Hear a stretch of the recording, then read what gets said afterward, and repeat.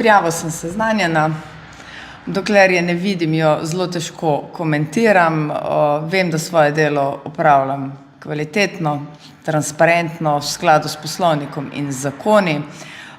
Ko bo KPK postopek uvedel, seveda, če ga bo, bom v postopku sodelovala, pojasnila stvari, ne vidim pa konflikta interesov pri opravljanju moje vloge poslanke in predsednice odbora za infrastrukturo, okolje in prostor.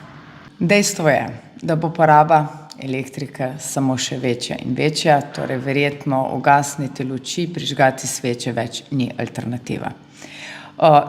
Težko je reči, kakšna bo čez par let proizvodnja električne energije, ampak ostati na področju oskrbe z električno energijo samozadosten, suveren pomeni tudi suverenost države na področju energetike, kar ocenjujem kot zelo pomembno.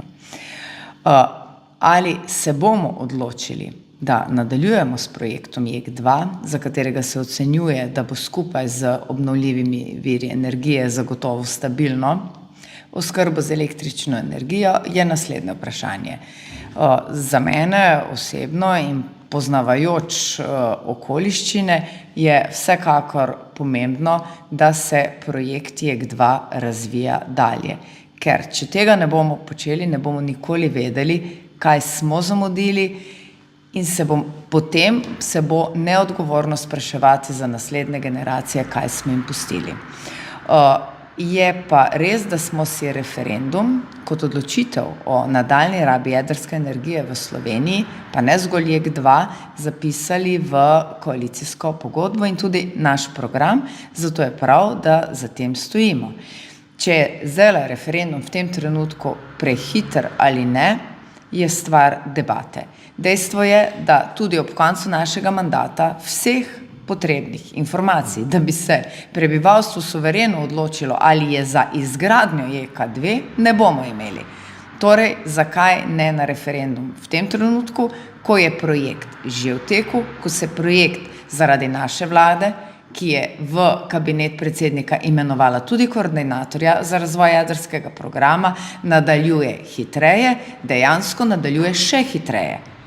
Še bolj v sodelovanju s vsemi deležniki, ki so potrebni pri tem, da do odločitve nekoč 2027-2028 se danes govori, pride takrat, pa se bodo odločevalci odločali o izgradnji.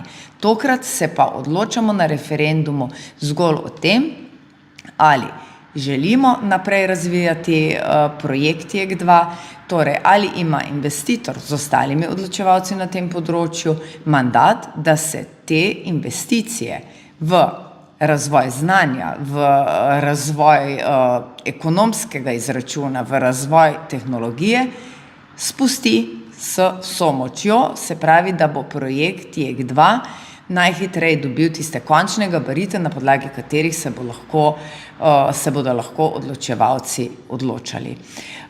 In mislim, da je v tem trenutku to čisto v redu. Mogoče bi ob tem še to povedala, kar je premalo znano v zadnjem obdobju, ko se zelo manipulira ravno s tem vprašanjem, kakšno je, kakšno ni. Mi moramo vedeti, januarja 2024, ko je SDS vložil svojo pobudo referendumsko, se je govorilo zgolj o izgradnji. Uporabljen v tistem vprašanju je bil termin izgradnja.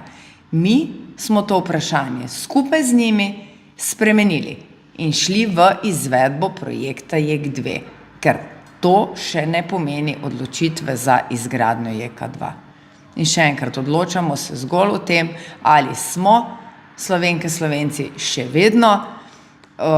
vedno nekako naklonjeni nadaljnji rabi jedrske energije, in to posledično pomeni, da projekt do izvedbe nadaljujemo.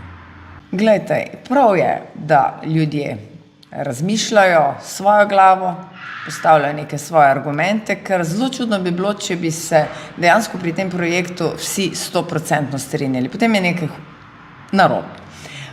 Proti so, na drugi strani imamo tudi nevladne organizacije, ki so pa zelo za. Kar nekaj je fakultet, kjer se izobražujejo bodoči kadri z tega področja, ki so pa močno za. Tako recimo fakulteta za mislim, da je gradbeništvo, elektrotehniko ali neki ta, ne vem točno, kako se imenuje fakulteta, kjer so mladi apelirali na nas. Smo za.